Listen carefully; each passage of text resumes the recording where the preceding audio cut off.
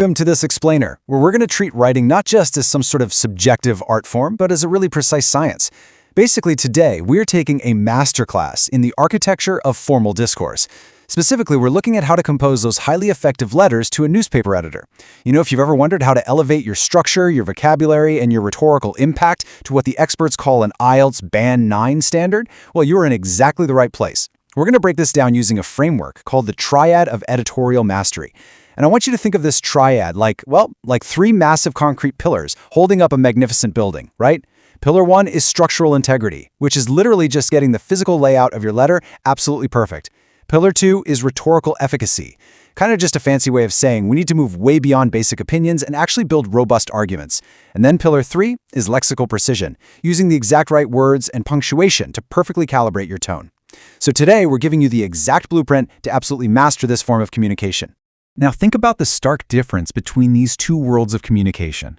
On one side, we have what we do every single day, right? Informal correspondence. This is the stuff for our close acquaintances, our immediate social circles. The whole point here is casual updates and subjective exchanges. And because of that, the rules are totally subjective, the formatting is super flexible, and we're just using colloquial, everyday vocabulary. But when we step into formal editorial discourse, literally everything changes. Your audience? It's not your friends anymore. You are now addressing extended social environments, institutional gatekeepers, and a massive public readership. And why does this matter? Well, because if you get the tone wrong here, your letter is going straight in the trash. No joke. You aren't just chatting, you are systematically asking for information, expressing a structured view, or maybe providing a professional reference. So your style absolutely must shift. It demands strict objectivity, standardized vocabulary, and a really rigid adherence to layout protocols. You kind of just have to leave the flexibility of that informal world behind and embrace the architectural precision you need to actually be taken seriously by an editor.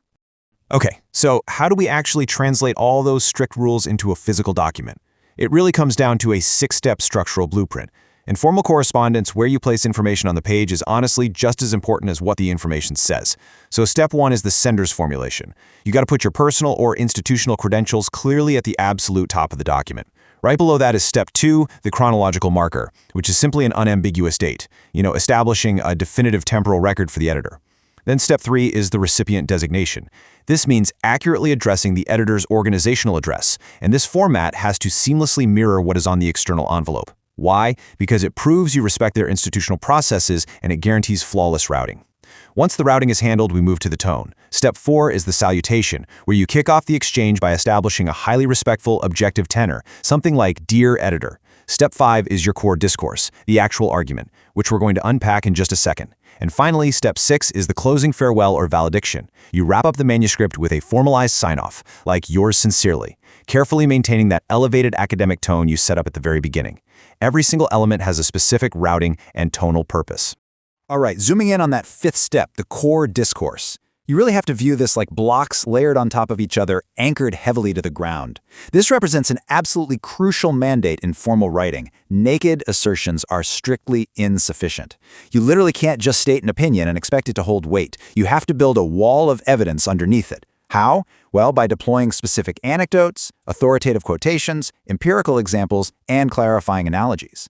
But it's not just about building your own argument. It's also about how you tactfully interact with other people's arguments. When you're navigating consensus, there are kind of 2 paths you can take. First, there's partial agreement.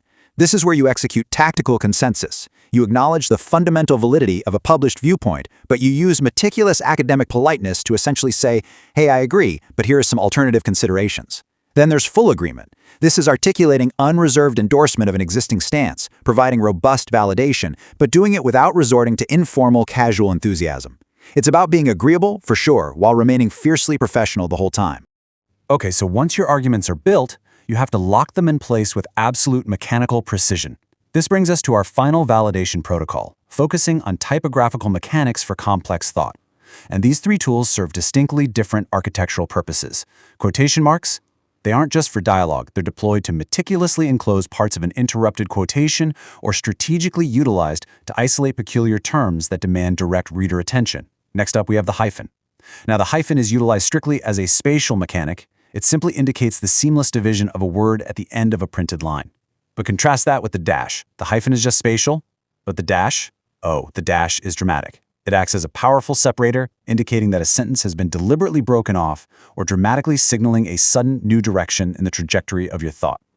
These aren't just boring grammar rules, guys. They are the advanced instruments that hold complex, Band 9 level thoughts together on a page.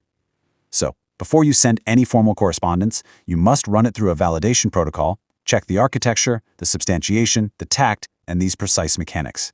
Which brings me to a question I want to leave you with today. If you were to apply this rigorous, 6-step architectural inspection to the last important email you sent, would its structure hold up, or would the entire argument just collapse under its own weight?